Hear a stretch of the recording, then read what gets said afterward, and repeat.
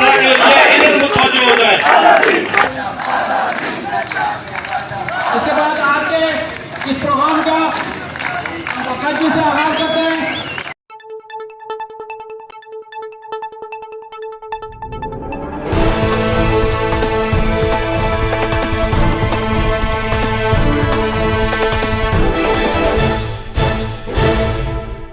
السلام علیکم ناظرین، KPN HD کی نشریات کے ساتھ مینا چودھری۔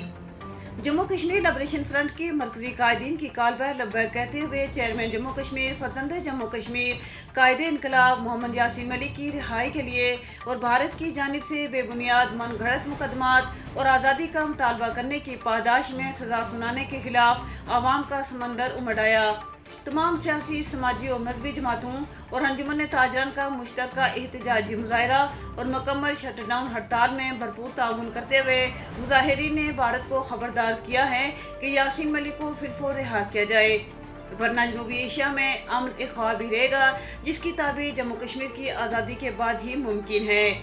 یاسین ملک کسی ایک جماعت یا علاقے کے لیڈر نہیں ہیں، بلکہ جموں کشمیر میں بسنے والے 2.25 کروڑ انسانوں کے مسیحا اور ہیرو ہیں۔ کشمیری قوم بھارت کے ایسے ہتھ کنڈوں کا منہ توڑ جواب دے گی۔ یہ بھارت کی بھول ہے کہ یاسین ملک کو عمر قید سنا کر آزادی کی آواز کو دبایا جا سکے گا۔ یہ غیرت مند آخری کشمیر کے زندہ رہنے تک ممکن نہیں ہو سکتا۔ ہم پرامن لوگ ہیں، امن اور انسانیت کی بات کرتے ہیں۔